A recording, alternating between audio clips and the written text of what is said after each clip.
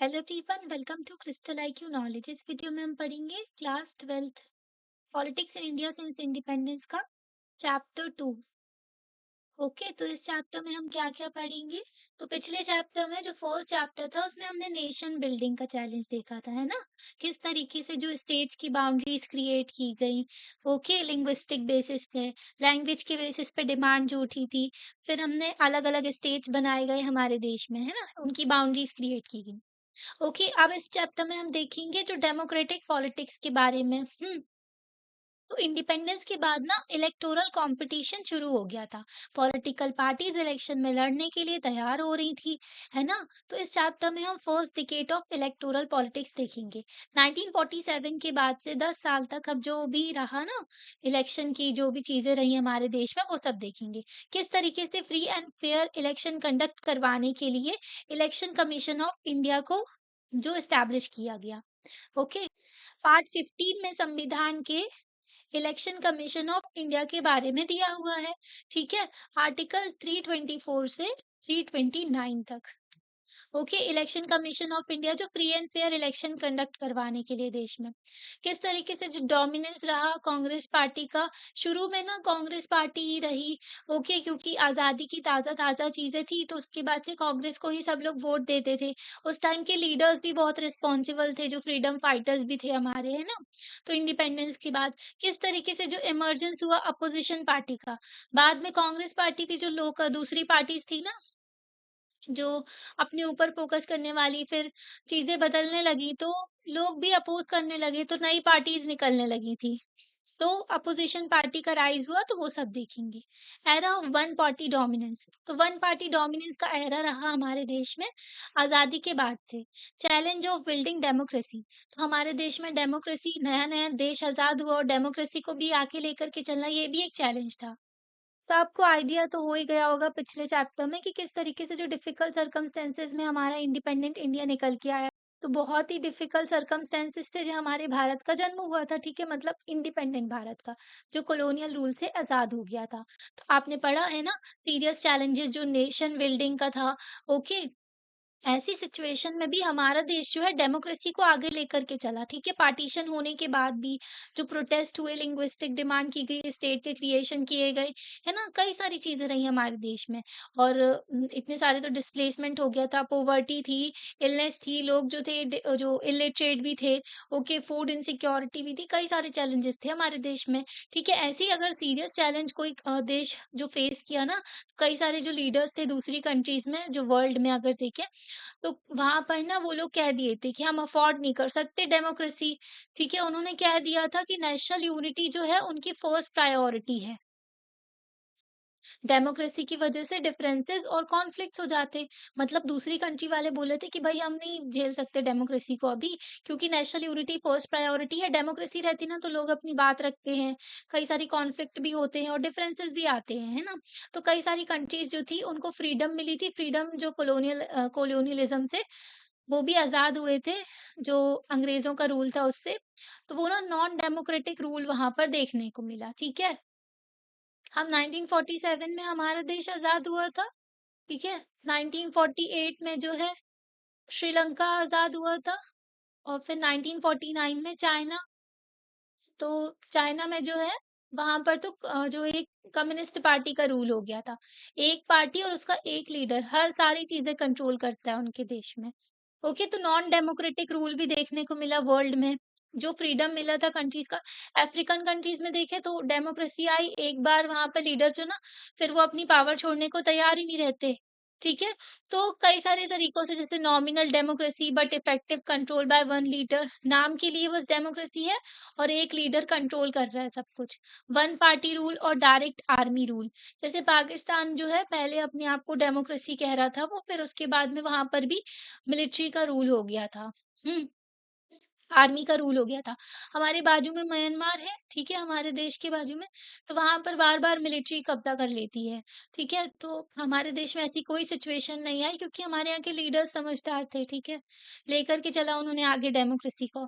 तो non democratic जो regime थी ना, वो प्रॉमिस के साथ शुरू हो करते हैं कि हम डेमोक्रेसी ले आएँगे बाद में। वो कहते हैं कि अभी के लिए नहीं, बाद में हम डेमोक्रेसी ले आएँगे, तो वो प्रॉमिस कर देते हैं। पर जैसे ही वो इंसान जो भी रहते हैं ना, तो वो लोग पावर में आते हैं ना, तो डिफ़िकल्ट होता है फिर उनको हटाना। तो वो पावर में आता है कि हम डेमोक्रेसी लेकर के आएँगे और फिर वो पावर में आने के बाद क्या करता है, फिर उसको कोई पावर से हटा ही नहीं सकता। ये सिचुएशन देखने को मिल जाती है।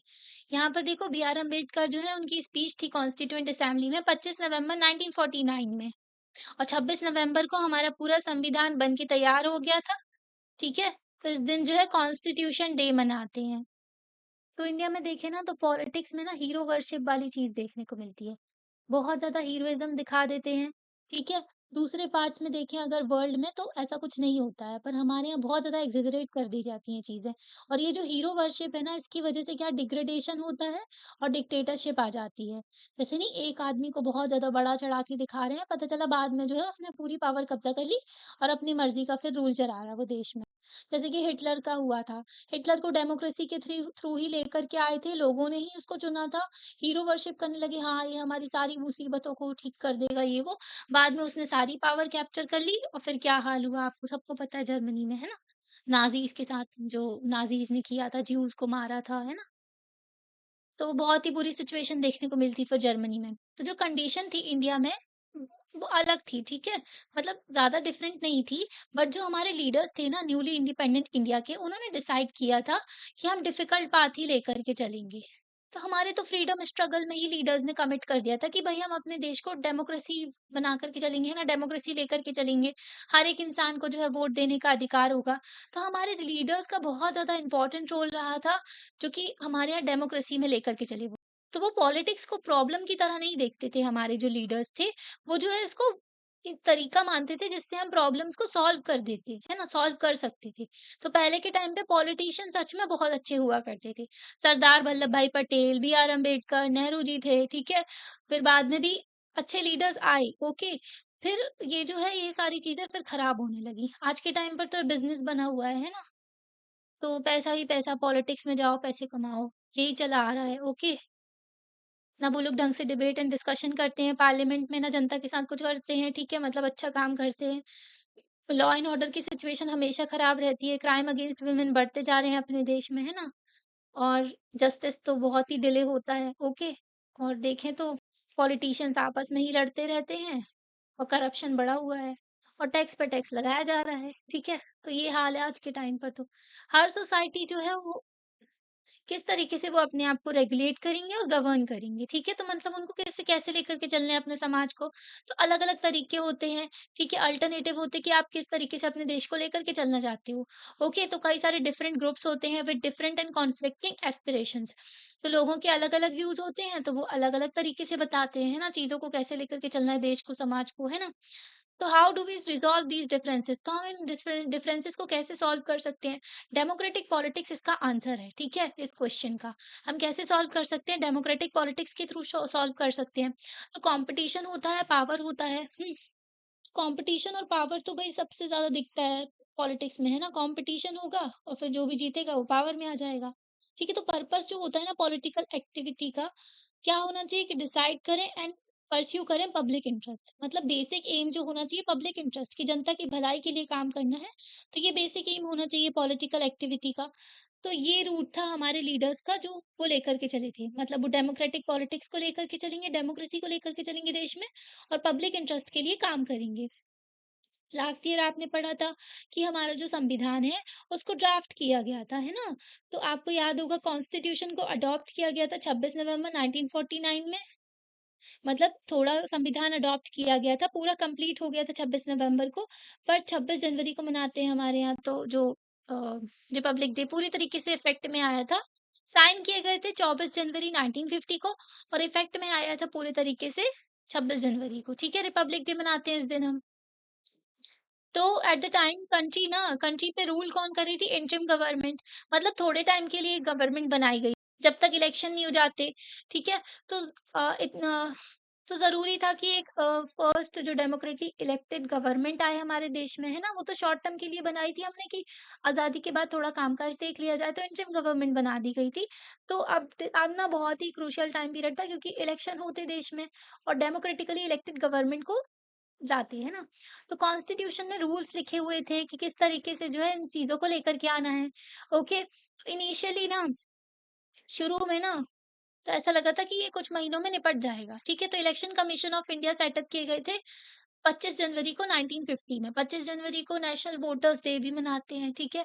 तो सुकुमार सेन जो थे फर्स्ट चीफ इलेक्शन कमिश्नर बने थे। Okay, Sukumar Sen is the first chief election commissioner. Country के फर्स्ट जनरल इलेक्शन कंडक्ट करवाए गए थे, मतलब होने वाले थे 1950 में। ओके, एक्सपेक्ट किया था कि 1950 में कंडक्ट करवा लेंगे इलेक्शन, पर इलेक्शन कमीशन को समझ में आया कि भई इतना ईज़ी नहीं है इलेक्शन कंडक्ट करवाना फ्री एंड फेयर, ठीक है? इतनी बड़ी कंट्री में, इंडिया का साइज़ बहुत बड़ा था, है ना? और पूरे देश में से पूरे इलेक्शन कंडक्ट करवाना, सबका वोटिंग में पार्टिसिपेशन होना, सबकी इलेक्टोरल रोल बनवाना, है ना? सबके नाम होने चाहिए उसमें। तो holding an election required delimitation और drawing the boundaries of the electoral constituency.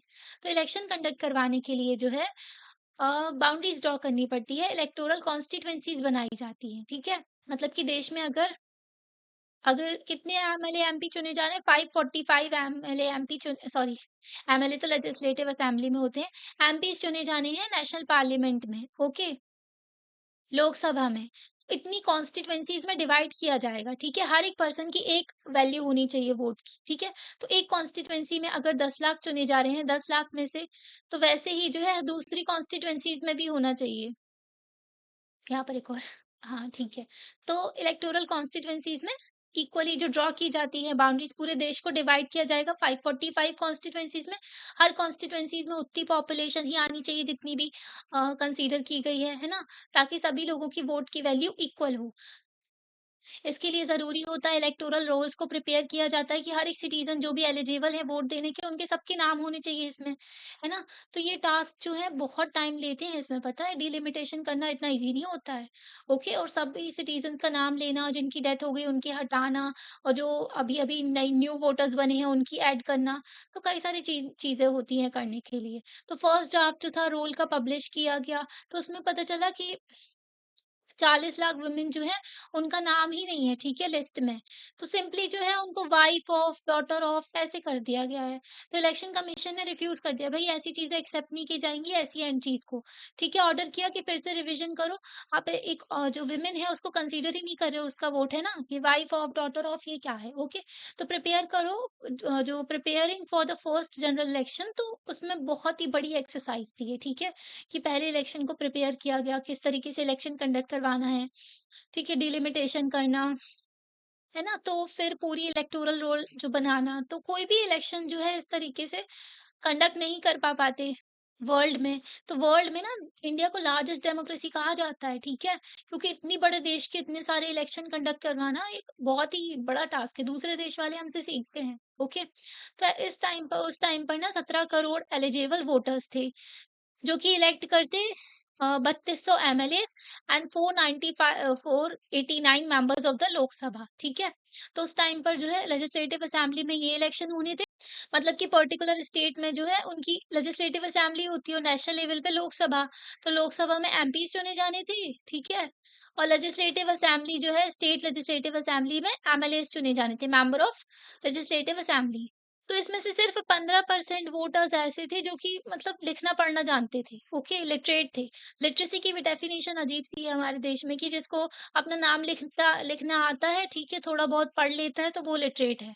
सिर्फ 15% ऐसे लोग थे। इलेक्शन कमीशन जो है उनको जो स्पेशल मेथड लेकर के आनी पड़ी वोटिंग की, ओके, उसके बारे में सोचना पड़ा। क्योंकि ना उस टाइम पर लोगों को समझाना बहुत ही मुश्किल हो जाता, पढ़े लिखे भी नहीं थे ना। तो इलेक्शन कमीशन ने 3 लाख ऑफिसर्स को और पोलिंग स्टाफ को ट्रेन किया ताकि वो कंडक्ट करवा सके इलेक्शन, है ना? बहुत बड़ी एडमिनिस्ट्रेटिव मशीनरी लगती है। पता है ना आपको? जब इलेक्शंस होते हैं तो टीचर्स की ड्यूटी लगती है, जो गवर्नमेंट टीचर्स होते हैं ना, तो उनकी भी ड्यूटी लगती है कि वो इलेक्शन कंडक्ट करवाते हैं। ठीक है? अलग-अलग पोलिंग बूथ में। ओके, तो बहुत बड़ी एडमिनिस्ट्रेटिव मशीनरी लगती है, सिक्योरिटी फोर्सेस लगती हैं कि कोई करप्शन वगैरह कुछ भी ना हो, गलत चीज़ें ना हो।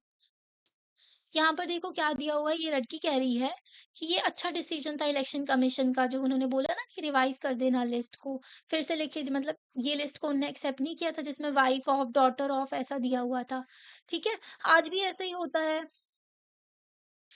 कि जो मेन है ना वो अभी भी वुमेन को ऐसा मिसेस समबडी ऐसा ही बोल के बुलाते हैं, ओके?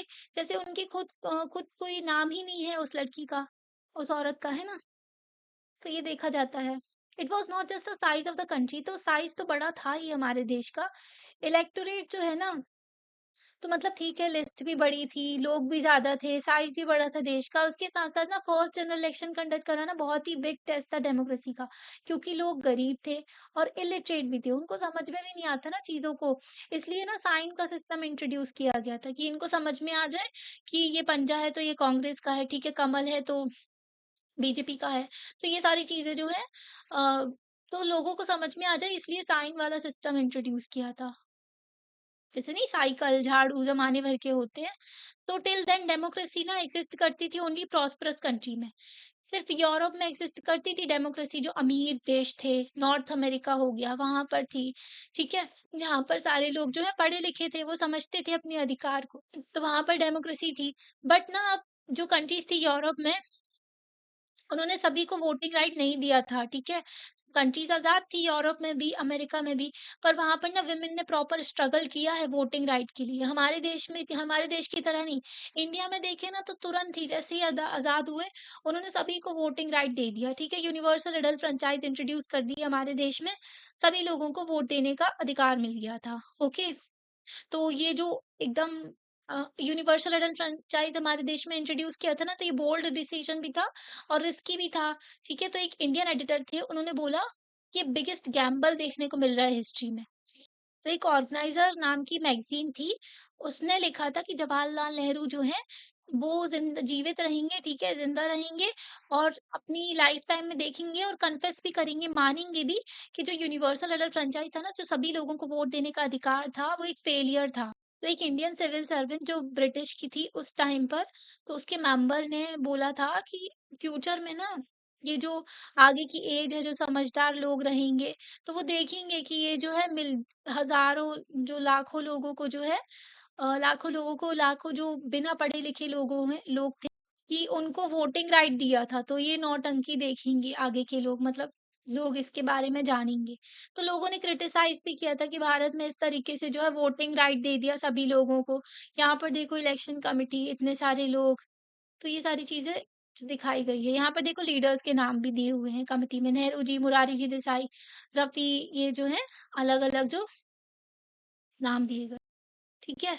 अब यहाँ पर देखो चेंजिंग मेथड्स ऑफ वोटिंग, तो वोटिंग की मेथड भी चेंज होती आई है हमारे देश में, ठीक है? तो आज के टाइम पर देखें तो हम इलेक्ट्रॉनिक वोटिंग मशीन हमारे देश में यूज़ की जाती है, ओके? तो इसमें जो है जिसको भी वोट देना होता है उसकी बटन दबा देते हैं, है ना? तो इस तरीके से स्टार्ट नहीं हुआ था। जो फर्स्ट जनरल इलेक्शन हुआ था ना, तो इसमें ना पोलिंग बूथ हुआ करते थे, वहाँ पर बॉक्स हुआ करता था हर एक कैंडिडेट का, इलेक्शन सिंबल होता था कैंडिडेट का, ठीक है? सिंबल होते थे ऐसे ये देखो, है ना? तो ये सिंबल होते थे, हर एक वोटर जो होता था उसको एक ब्लैंक बैलेट पेपर दिया जाता था। तो उस बैलेट पेपर को उसको बॉक्स के अंदर डालना होता था, ठीक है? जिसको भी वोट देना चाहते हैं उसके बॉक्स में डाल दो, ठीक है? अबाउट 20 लाख जो है स्टील के बॉक्सेस थे, जिस पे ना इसी पर्पज़ के लिए कि इलेक्शन कंडक्ट करवाने के लिए। प्रिजाइडिंग ऑफिसर जो पंजाब के थे उन्होंने बताया बैलेट बॉक्सेस को डिस्क्राइब किया। हर एक बॉक्स जो है उसमें कैंडिडेट का सिंबल हुआ करता था, बाहर भी और अंदर भी, ठीक है? और उसमें कैंडिडेट का नाम भी होता था उर्दू में, हिंदी में, पंजाबी में। Along with number of the constituency जो पोलिंग स्टेशन हुआ करते थे और पोलिंग बूथ हुआ करते थे वहाँ पर। मतलब कि जो कॉन्स्टिट्यूएंसी का नाम होता था पोलिंग बूथ का एंड पोलिंग जो स्टेशन का, ठीक है? तो जो पेपर होता था ना, पेपर सील लगाते थे, पेपर सील जो होती थी, तो उसको प्रिसाइडिंग ऑफिसर जो होते थे ना, जो इलेक्शन कंडक्ट कराते थे, वो साइन करते थे, ठीक है? मतलब कि कैंडिडेट का एक डिस्क्रिप्शन का पेपर हुआ करता था, उसको जो है वो डिब्बे पे चिपकाना होता था, जो बॉक्स होता था ना बैलेट बॉक्स, ठीक है? और उसको टाइटली क्लोज़ करके और फिर उसमें जो है वो नहीं बंद करके और फिर ठप्पा लगा देते। तो ये जो काम था ना ये सारा काम किया जाता था 1 दिन पहले, ठीक है? जो पोलिंग इलेक्शन के 1 दिन पहले। तो फिक्स किए जाते थे सिंबल्स एंड लेबल्स बॉक्सेस पे, ठीक है? तो ये सब प्रोसेस होती थी, फिर लोग जो है 5-6 घंटे काम करते थे। 5 लोगों ने मतलब 5 घंटे 6 लोगों ने काम किया, ठीक है? और उनकी डॉटर्स भी थी, जो ये काम करने में उनने ये सारा काम किया, जो इन्होंने बताया है, ठीक है? प्रिसाइडिंग ऑफिसर, उन्होंने वो डिस्क्राइब किया है किस तरीके से काम होता था, ये इनके घर में हुआ था ये सारा काम, ठीक है? तो बैलेट पेपर यहाँ पर देखो इलेक्ट्रॉनिक वोटिंग मशीन ऐसी होती है, ठीक है? और बैलेट पेपर उस टाइम पर सैंपल बैलेट पेपर ये दिया हुआ है, चिन्ह बने हुए हैं, ठीक है? Symbols, okay? तो पहले जो 2 इलेक्शन कंडक्ट करवाए गए थे, तो उसमें ये मेथड जो चली थी, ये मेथड चेंज कर दी गई, ओके? फर्स्ट 2 इलेक्शन के बाद में। तो अब तो बैलेट पेपर जो है उसमें नाम होता है एंड सिंबल जो होता है कैंडिडेट का एंड वोटर्स जो होते हैं, उनको स्टैम्प लगाना होता है कैंडिडेट के नाम पे और वोट कर देते हैं, ठीक है? तो ये जो मेथड है 40 साल चली, ठीक है? जिसमें स्टैम्प लगा के वो वोटिंग किया करते थे और फिर उसके बाद में एंड ऑफ द 1990s में इलेक्शन कमीशन ऑफ इंडिया ने ईवीएम इंट्रोड्यूस कर दी 2004 में। पूरे देश में जो इलेक्शन कंडक्ट करवाए जाने लगे वो ईवीएम के। ओके, तो ऐसे धीरे-धीरे करके मेथड भी चेंज होती गई इलेक्शन कंडक्ट करवाने की। ओके, तो यहाँ से 2 इलेक्शन जो थे ना पोस्टपोन कर दिए गए थे 2 बार और फाइनली फिर अक्टूबर 1951 एंड 1952 में कंडक्ट करवाए गए थे। 1951 से 1952 तक फरवरी तक अक्टूबर से, ठीक है? तो ये जो इलेक्शन थे इनको ना 1952 का जनरल इलेक्शन कहा गया था। ठीक है, 1952 के जो इलेक्शन थे क्योंकि जो इसको 1952 इसलिए कहा गया था क्योंकि ये जनवरी 1952 जब जो है वोटिंग वगैरह चलती रही थी। तो इसमें 6 महीने लग गए थे, कैंपेन वगैरह हुआ, पोलिंग जो सेटअप किए गए थे एंड काउंटिंग जो कंप्लीट की गई थी ना उसमें पोलिंग में, ठीक है, स्टेशंस पे जो भी। तो इलेक्शन जो थे बहुत कॉम्पिटिटिव भी थे, but there were average more than 4 candidate for each seat. मतलब 4 से ज़्यादा कैंडिडेट खड़े हुए थे जो हर सीट पे मतलब एक सीट पे 4 लोग खड़े हुए थे, अब उनमें से जो भी जीतता है ना, तो लेवल ऑफ जो पार्टिसिपेशन था एनकरेजिंग था। Half of the eligible voters जो थे, तो वोट देने आए थे, ठीक है? तो जब रिजल्ट आया तो डिक्लेयर किया गया कि एक्सेप्ट किया गया कि फिर जो फेयर है मतलब कि जो हारे ना इलेक्शन में, तो उन्होंने भी एक्सेप्ट किया कि हाँ, अच्छे से इलेक्शन कंडक्ट कराए गए थे, ठीक है? तो इंडियन एक्सपेरिमेंट जो था प्रूव किया, जो क्रिटिक थे ना बोल रहे थे कि भई ऐसे लोगों को वोटिंग का राइट दिया है, ये वो ज़माने भर की बातें कर रहे थे इंडिया के खिलाफ, तो उनको जो है एक जवाब मिल गया था, ठीक है? तो टाइम्स ऑफ इंडिया ने लिखा कि पोस्ट जो थे उसमें तो टाइम्स ऑफ इंडिया ने क्या लिखा कि सभी लोग जो भी ना इंडिया के जो यूनिवर्सल एडल्ट फ्रेंचाइज के बेसिस पे जो इलेक्शन कंडक्ट करवाने वाले थे, तो उसको बहुत ही लोग क्रिटिसाइज़ कर रहे थे ना, तो लोगों की जो ये क्रिटिसिज़्म थे और जो वो लोग ना थोड़ा शक कर रहे थे कि ऐसे कैसे करवा सकते हैं ना, तो डाउट कर रहे थे, तो उन सब की बातों पर जो है पानी फेर दिया था, है ना? और ढंग से हमारे देश में इलेक्शन कंडक्ट करवाए गए थे। हिंदुस्तान टाइम ने क्लेम किया कि यूनिवर्सल एग्रीमेंट है कि इंडिया के पीपल ने क्या किया कि एक बड़ा एक्सपेरिमेंट दिखाया डेमोक्रेटिक इलेक्शन का, है ना? कि उन्होंने अपना जो वोटिंग का यूटिलाइज़ किया वोट भी और हमारे देश के डेमोक्रेटिक इलेक्शन कंडक्ट करवाए गए हैं ना इतने बड़े देश के, तो एग्ज़ाम्पल सेट कर दिया, वर्ल्ड में दिखा दिया। वो ऑब्जर्वर जो थे इंडिया के, जो बाहर से देख रहे थे, वो भी इम्प्रेस्ड हो गए थे कि इतने बड़े देश के इलेक्शन कंडक्ट करवाए गए, जो कि लार्जेस्ट डेमोक्रेसी और न्यूली इंडिपेंडेंट देश था, ठीक है? तो इंडिया के जो जनरल इलेक्शन 1952 के वो लैंडमार्क रहे, ठीक है? हिस्ट्री लिख दी उन्होंने डेमोक्रेसी की ऑल ओवर द वर्ल्ड में, ठीक है? पूरे वर्ल्ड में। It was no longer possible to argue that the democratic election मतलब गरीबी में और जहाँ पर पढ़ाई-लिखाई भी नहीं हुई है लोगों की, इलिटरेट है, वहाँ पर भी प्रॉपर डेमोक्रेसी के थ्रू जो है इलेक्शन कंडक्ट करवाए गए। तो ये ना प्रूव हो गया कि डेमोक्रेसी कहीं भी हो सकती है। ज़रूरी नहीं कि रिच जो हैं, पढ़े-लिखे हैं, वो ही बस डेमोक्रेसी एन्जॉय कर सकते हैं, है ना? तो कहीं भी हो सकती है। यहाँ पर देखो मौलाना अब्दुल कलाम आज़ाद के बारे में दिया हुआ है। इनका जो असली जो ओरिजिनल नेम था अबुल कलाम मोहिउद्दीन अहमद था, ठीक है? ये स्कॉलर थे इस्लाम के और फ्रीडम फाइटर भी थे एंड कांग्रेस लीडर भी थे। ये जो थे प्रोपोनेंट थे मतलब कि हिंदू मुस्लिम यूनिटी को प्रमोट किया करते थे, अपोज़ किया इन्होंने पार्टीशन का और ये मेंबर थे कॉन्स्टिट्यूएंट असेंबली के। एजुकेशन मिनिस्टर भी रहे फर्स्ट कैबिनेट में। जो पहला देश का जो इलेक्शन हुए थे ना, उसके बाद जो कैबिनेट बना हुआ था, कैबिनेट जो इम्पोर्टेंट मिनिस्ट्री होती है ना, जैसे कि डिफेंस हो गई, होम हो गई, फाइनेंस हो गई, तो ये सारी मिनिस्ट्रीज को मिलाकर के कैबिनेट मिनिस्टर्स बनते हैं। ओके, मतलब कि कैबिनेट होता है जो कि इम्पोर्टेंट डिसीजन लेता है, cabinet plus prime minister. Congress का डोमिनेशन रहा फर्स्ट 3 जनरल इलेक्शन में, तो वन पार्टी रूल भी कहा गया कि कांग्रेस का ही रूल चल रहा है, ओके, एक ही पार्टी का रूल चल रहा है। तो रिजल्ट जो रहा फर्स्ट जनरल इलेक्शन का, वो सरप्राइज़ नहीं था, ठीक है? मतलब सभी लोग जानते थे कि भाई आज़ादी मिली है, तो इंडियन कांग्रेस को ही वोट किया था, इंडियन नेशनल कांग्रेस को। तो उनका जीतना स्वाभाविक था, ठीक है? तो उतना जो लोग शॉक नहीं हुए थे, क्योंकि नेशनल मूवमेंट भी चलाया था, आज़ादी के लिए भी वो लोग फाइट किए थे, है ना? तो उसमें लीडर्स भी थे हमारे, जो आज़ादी में जिन्होंने स्ट्रगल में पार्ट थे, तो उनके पास में भई ये सब तो था ही, तो इसलिए वो भी जीत गए, है ना? तो ओनली पार्टी जो उनकी ऑर्गनाइज़ेशन थी, पूरे देश में फैली हुई थी, एक ही पार्टी थी उस टाइम पर, नेशनल पार्टी, जो कि पूरे देश में फैली हुई थी, है ना? लोग जानते थे इसके बारे में। फाइनली जवाहरलाल नेहरू जो थे, वो बहुत ही पॉपुलर और कैरिस्मेटिक जो लीडर थे, है ना? जिनके बारे में सब लोग जानते थे, जिनकी रिस्पेक्ट करते थे सब लोग, ओके, इंडियन पॉलिटिक्स में। तो उन्होंने कांग्रेस की कैंपेन लिए थे, ठीक है, टूर किया था देश का, ओके, फाइनल जो रिजल्ट डिक्लेयर किया गया, तो विक्ट्री रही कांग्रेस की, ठीक है, पार्टी ने जो है 364 सीट्स जीती 489 में थे। तो अच्छी खासी मेजॉरिटी देखने को मिली और फिर वो जीत गए, ओके। तो कोई चैलेंजर था ही नहीं उस टाइम पर, कम्युनिस्ट पार्टी ऑफ इंडिया भी बनी हुई थी उस टाइम पर। तो ये जो थी नेक्स्ट, इनको 16 सीट मिल गई थी, ठीक है? तो स्टेट के इलेक्शन भी हुए थे इसके साथ-साथ, लोकसभा के साथ-साथ जो स्टेट के इलेक्शन भी हुए थे। कांग्रेस ने स्कोर किया था, बड़ी विक्ट्री जीत देखने को मिली थी इनकी इलेक्शन में, ठीक है? इनकी सीट मेजॉरिटी सीट देखने को मिली थी, मतलब स्टेट्स में भी ये जीते थे। ट्रावनकोर, कोचीन जो कि आज के टाइम पर केरला है, मद्रास, उड़ीसा, यहाँ पर भी अच्छी जीत देखने को मिली थी। नहीं, यहाँ पर नहीं, ठीक है? ट्रावनकोर जो हो गया, मद्रास, उड़ीसा, यहाँ पर जो है इनकी जीत नहीं देखने को मिली थी। फाइनली इवन इन द पर जो है, फिर इन स्टेट्स में भी कांग्रेस की गवर्नमेंट बन गई थी। ठीक है? तो वो पार्टी का अच्छा खासा रूल रहा देश पे, नेशनल और स्टेट लेवल दोनों पे। जब नेशनल और स्टेट लेवल पे सेम पार्टी रूल करती है ना, सेम पॉलिटिकल पार्टी, तो उतने कॉन्फ्लिक्ट होते नहीं हैं। जैसा एक्सपेक्टेड था, Jawaharlal Nehru first prime minister बने जो जनरल इलेक्शन के बाद में। ठीक है? तो इलेक्टोरल मैप देखो आप यहाँ पर, तो प्रीवियस पेज में दिया हुआ है, तो इसमें कांग्रेस का डोमिनेंस देखने को मिलेगा।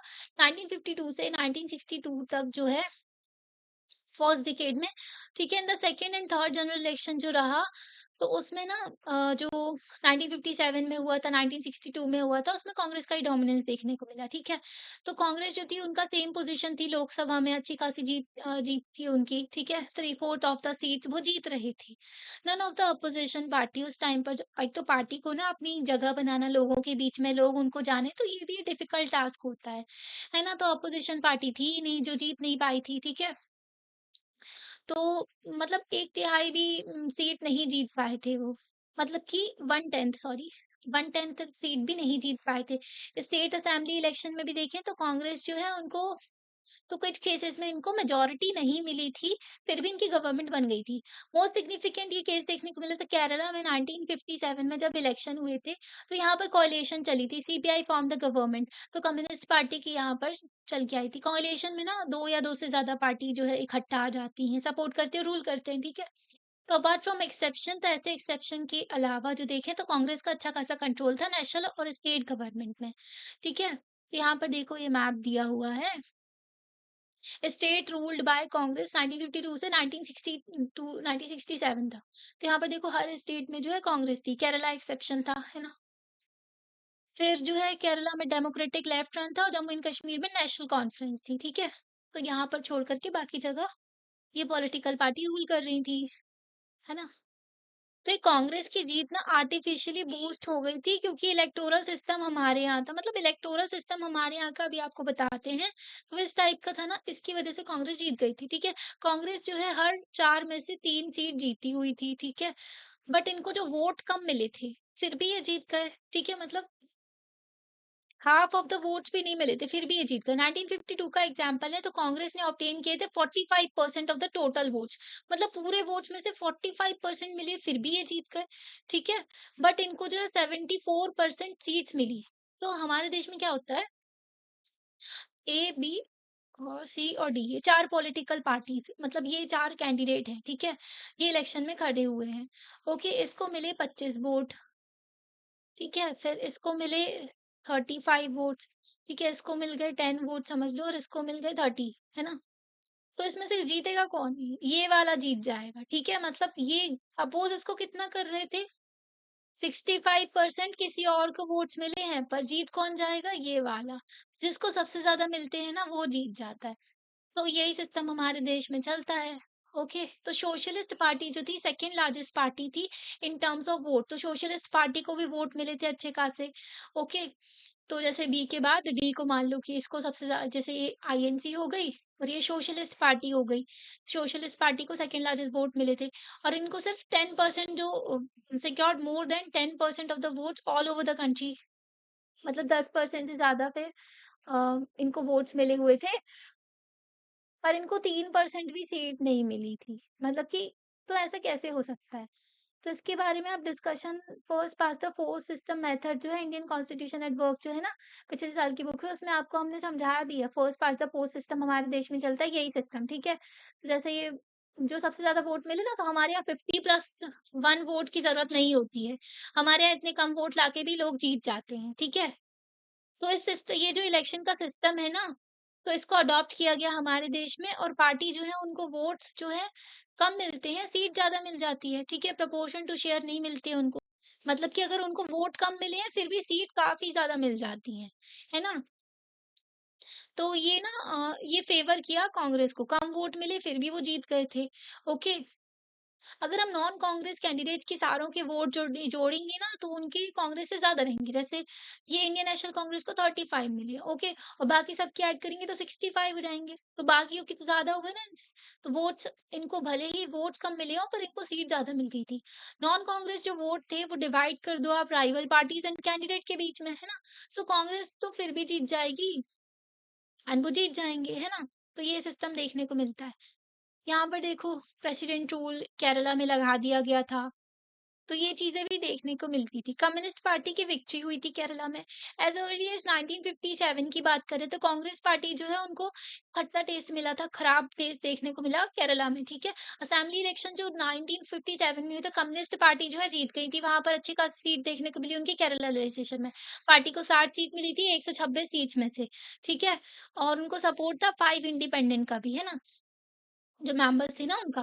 तो गवर्नर ने इनवाइट किया ईएमएस नंबूद्रिपाद को, जो कि लीडर थे कम्युनिस्ट लेजिस्लेटर पार्टी के, तो कि वो फॉर्म करें ministry. For the first time in the world communist party government जो है पावर में आई थी डेमोक्रेटिक इलेक्शन के थ्रू, ठीक है? कम्युनिस्ट पार्टी जो है वो पावर में आई थी डेमोक्रेटिक इलेक्शन के थ्रू, ओके? पर अगर बात करें जैसे चाइना में कम्युनिस्ट पार्टी रेवोल्यूशन के थ्रू आए थे, उन्होंने अपनी पार्टी बनाई हुई थी। हुँ, और वो जो है एक ही पार्टी रहती है देश में, वो कम्युनिज़्म लेकर के चलते हैं, गवर्नमेंट के कंट्रोल में सब कुछ होता है। तो पावर तो चली गई स्टेट से, है ना? तो एक झटका भी लगा, भई हम तो पूरे देश में जीत गए, यहाँ पर कैसे हार गए, है ना? तो कांग्रेस पार्टी जो है लिबरेशन स्ट्रगल चलाने लगी, ठीक है? अगेंस्ट द इलेक्टेड गवर्नमेंट, जो इलेक्टेड गवर्नमेंट थी ना उसके अगेंस्ट। तो पॉलिटिक्स शुरू हो गई, देख लो, है ना? तो सीपीआई जो है अ, तो वो पावर में आए थे ताकि जो एक रेडिकल बहुत ही खतरनाक बदल दे सारी उलट-पुलट करने वाले, चेंज करने वाले प्रोग्रेसिव पॉलिसी मेकर्स जो मेजर्स लेके, मतलब चीज़ों को एकदम बदल के रख देंगे, ऐसे पॉलिसी मेजर्स लेकर के वो लोग जो है पावर में आए थे। कम्युनिस्ट क्लेम करते थे कि मतलब कम्युनिस्ट कह रहे थे कि ये जो स्ट्रगल चला रहे हैं ना ये लोग, ये किस पे बेस्ड है? भाई अपने फायदे के ऊपर बेस्ड है, ये लोग अपने इंटरेस्ट के ऊपर और रिलीजियस ऑर्गेनाइजेशन के ऊपर, ठीक है? तो 1959 में कांग्रेस गवर्नमेंट जो है सेंटर में उन्हें डिसमिस कर दिया कम्युनिस्ट गवर्नमेंट को केरला में आर्टिकल 356 के तहत कॉन्स्टिट्यूशन का। अब इसकी भी लंबी कहानी है 356 की, ठीक है? तो ये जो डिसीजन था इसमें देख बहुत ही कंट्रोवर्शियल रहा कि जहां पर तुम्हारी गवर्नमेंट नहीं बनी वहां पर तुमने स्टेट गवर्नमेंट को, वो जो इलेक्टेड स्टेट गवर्नमेंट थी, जनता की मर्जी से जो चुन के आए थे लोग, उनको हटा दिया आपने, है ना? ऐसे कैसे कर सकते हो? तो ये प्रोमिनेंट इंसिडेंट देखने को मिला कि किस तरीके से जो मिसयूज किया गया इमरजेंसी पावर का। और इस आर्टिकल को जो है हर सेंट्रल गवर्नमेंट, जो भी पॉलिटिकल पार्टी जो है पावर में आती है और जहां पर दूसरी पॉलिटिकल पार्टी रूल करती है ना स्टेट्स में, तो वहां पर इस आर्टिकल का यूज करके वो जो है उसमें कब्जा कर लेते हैं। मतलब जो ये इमरजेंसी होती है ना, इमरजेंसी ना 3 टाइप की लगाई जा सकती है हमारे देश में, ठीक है? पार्ट 18 में दिए हुए हैं इमरजेंसी के बारे में हमारे संविधान में। एक होती है नेशनल इमरजेंसी, ठीक है, आर्टिकल 352 के तहत लगाई जाती है। एक होती है स्टेट इमरजेंसी जिसको बहुत ज़्यादा यूज़ किया गया है, आर्टिकल 356 और 365 के तहत लगाई जाती है। एक होती है फाइनेंशियल इमरजेंसी जो कि आज तक हमारे देश में कभी नहीं लगी है, ठीक है, आर्टिकल 360 के तहत, ओके। तो ये जो स्टेट इमरजेंसी को प्रेसिडेंट रूल भी कहते हैं और जो है इसको कॉन्स्टिट्यूशनल इमरजेंसी भी कहते हैं, ओके। तो ये जो है ना इसको बी आर अम्बेडकर ने बोला था कि ये तो डेड लेटर है, इसका कोई यूज़ नहीं करेगा उतना। पर इसी का सबसे ज़्यादा यूज़ करके क्या करते हैं, बोलते हैं कि गवर्नमेंट जो है, स्टेट गवर्नमेंट वॉयलेट करती है कॉन्स्टिट्यूशन को या फिर जो सेंट्रल गवर्नमेंट की मतलब इम्पोर्टेंट मैटर्स में बात नहीं मान रही है, ठीक है, सुन नहीं रही है, अपनी मनमानी कर रहे हैं, ठीक है। तो उस बेसिस पे इसको जो है यहाँ पर इमरजेंसी लगा दी जाती है। फिर यहाँ पर किसका कंट्रोल हो जाता है? प्रेसिडेंट का, इनडायरेक्टली पार्लियामेंट का कंट्रोल हो जाता है, ओके। तो इस तरीके से मिसयूज़ किया जाता है ये कॉन्स्टिट्यूशनल इमरजेंसी पावर का, ओके। तो यहाँ पर देखो ये लोग जो है प्रोटेस्ट भी कर रहे थे, इसका बहुत ज़्यादा ये लोग मिसयूज़ भी करते हैं। अब यहाँ पर सोशलिस्ट पार्टी के बारे में बताया होता है, ठीक है? तो सोशलिज़्म होता है, ओके, फिर कम्युनिज़्म आ जाता है। तो कैपिटलिज्म के अपोजिट में सोशलिज्म आया था। कैपिटलिज्म में कंपनियों का रूल होता है, ठीक है? मतलब कंपनीज़ डोमिनेट करती है मार्केट में, गवर्नमेंट का रूल कम हो मतलब गवर्नमेंट जो है कम थोड़ा इंटरफेयर करती है। सोशलिज्म में ना गवर्नमेंट गवर्नमेंट के अंदर सब कुछ रहता है, सब कुछ गवर्नमेंट कंट्रोल करती है।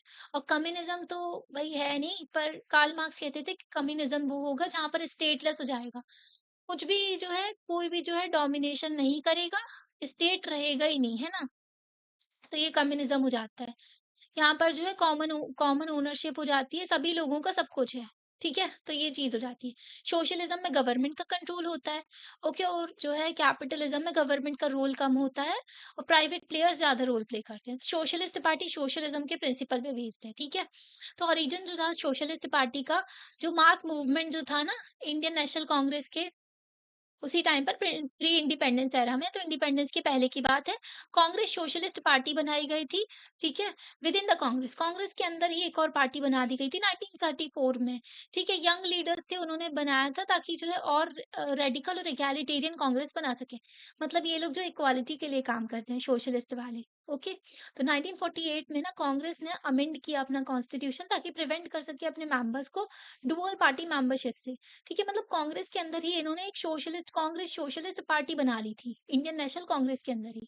तो कांग्रेस जो है उसने क्या किया, फिर इंडियन नेशनल कांग्रेस ने एक अमेंडमेंट किया कॉन्स्टिट्यूशन में ताकि जो है कॉन्स्टिट्यूशन, इनकी पार्टी का भी कॉन्स्टिट्यूशन होता है, ओके।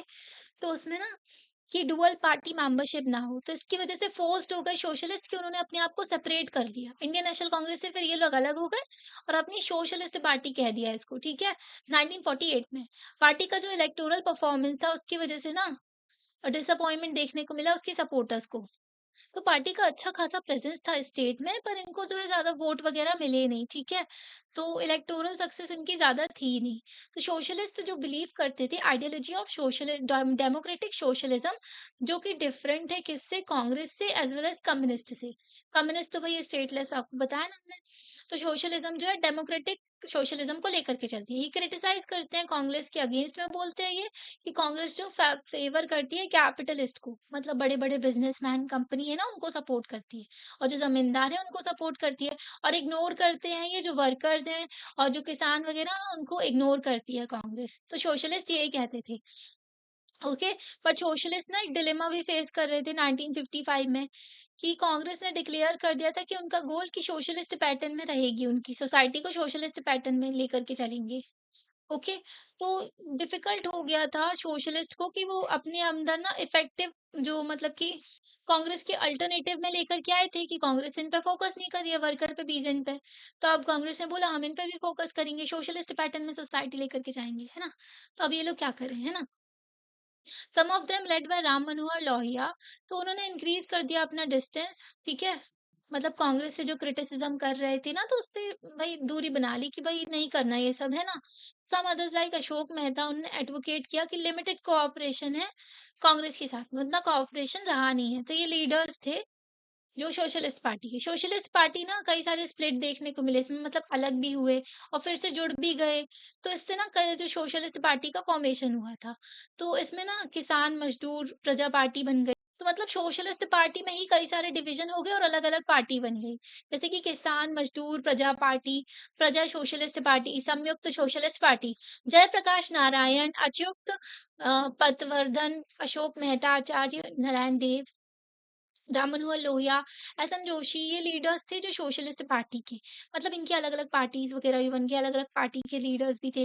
मैनी पार्टीज़ कंटेम्परेरी आज के टाइम पर इंडिया में बात करें तो समाजवादी पार्टी हो गई, राष्ट्रीय जनता दल यूनाइटेड, जनता दल सेक्युलर, इसमें आपको ओरिजिन देखने को मिल जाते हैं सोशलिस्ट पार्टी के, ठीक है? जो कि इक्वालिटी की बात करती है, तो उनको आप सोशलिज्म में लेकर के चल सकते हो सोशलिस्ट पार्टी में। यहाँ पर जो है आचार्य नरेंद्र देव के बारे में दिया हुआ है। फ्रीडम फाइटर थे ये, ठीक है? प्रेसिडेंट थे कांग्रेस सोशलिस्ट पार्टी के, फाउंडिंग प्रेसिडेंट ये भी इन्होंने ही फाउंड किया था इसको, ठीक है? इनको कई बार जो है जेल में भी जाना पड़ा जब फ्रीडम मूवमेंट चल रहा था। एक्टिव थे पीजेंट मूवमेंट में भी स्कॉलर थे बुद्धिज़्म के और इंडिपेंडेंस के बाद में इन्हें सोशल पार्टी को लेकर के चले और फिर बाद में प्रजा सोशलिस्ट पार्टी को लेकर के चले थे, ठीक है? तो अब आगे का चैप्टर ना हम नेक्स्ट पार्ट में कवर करेंगे। आपको लेक्चर कैसा लगा आप लाइक करके बता सकते हो, चैनल को सब्सक्राइब भी कर सकते हो और अपने फ्रेंड्स के साथ में शेयर भी कर सकते हो। Thank you.